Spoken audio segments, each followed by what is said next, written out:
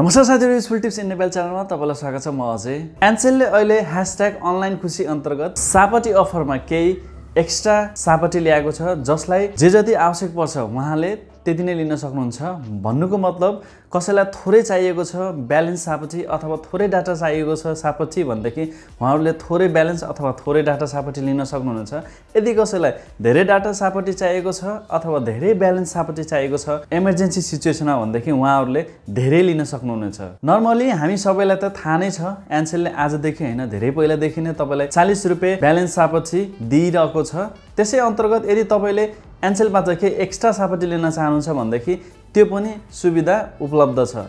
एनसेलमा अहिले सापटीको रूपमा 6 वटा सम्म तपाईले सापटी लिन सक्नुहुन्छ। सबैभन्दा पहिलो नम्बरमा रहेको छ ब्यालेन्स सापटी, जुन कि आजदेखि हैन धेरै पहिलादेखि दिइरहेको छ, जसमा तपाईलाई 40 रुपैयाँ मिल्ने छ। 40 रुपैयाँ लिइसकेपछि तपाईले पछि जब आफ्नो मेन ब्यालेन्स रिचार्ज गर्नुहुन्छ त्यति बेला चाहिँ 40 रुपैयाँ प्लस 2 रुपैयाँ 55 पैसा सर्भिस चार्ज चाहिँ तिर्न पर्ने हुन्छ र यो 40 रुपैयाँलाई तपाईले आफ्नो मोबाइलमा जति लामो समयसम्म राखेर पनि चलाउन सक्नुहुनेछ। र त्यसैगरी दोस्रो नम्बरमा रहेको छ डाटा सापटी। डाटा सापटी अन्तर्गत तपाईले 40 रुपैयाँ बराबरको 600 MB डाटा लिन सक्नुहुनेछ, जसको भ्यालिडिटी रहनेछ 3 दिन। 3 दिनसम्म तपाईले 600 MB लाई सापटी लिएर प्रयोग गर्न सक्नुहुनेछ। र त्यसैगरी तेस्रो नम्बरमा रहेको छ डबल ब्यालेन्स सापटी।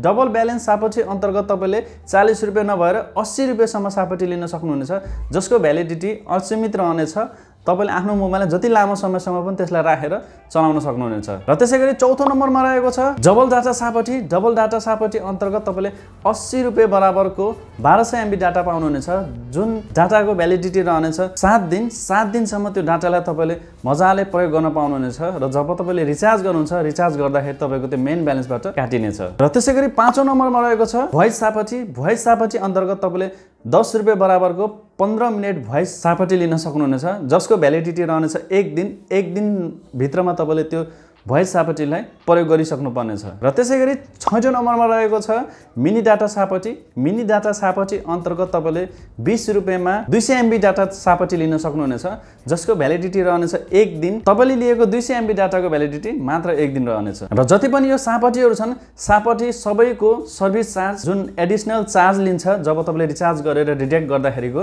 त्यतिखेरको सर्भिस चार्ज भनेको मात्र 2 रुपैयाँ 55 पैसा हुनेछ।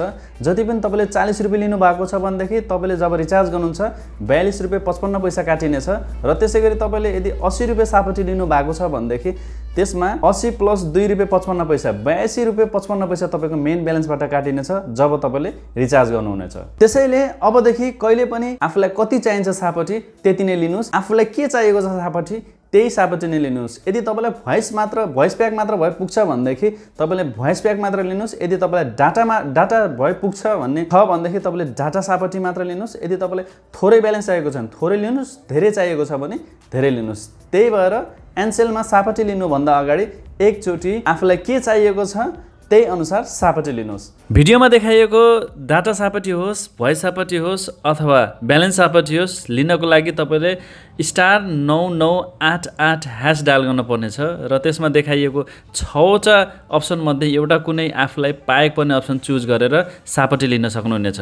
ल त साथीहरु, यो भिडियोमा अहिलेलाई यति नै। यदि भिडियो मन पर्यो भने कृपया लाइक गर्न नबिर्सनु होला र साथै आफ्नो साथीसँग चाहिँ भिडियोलाई शेयर गर्न पनि नबिर्सनु होला। केही सल्लाह सुझावहरु छन् भनेदेखि तल कमेन्ट बक्समा कमेन्ट गरिदिनु होला र युजफुल टिप्स इन नेपाल च्यानललाई चाहिँ सब्स्क्राइब गरिदिनु होला। जय नेपाल, बाइ बाइ।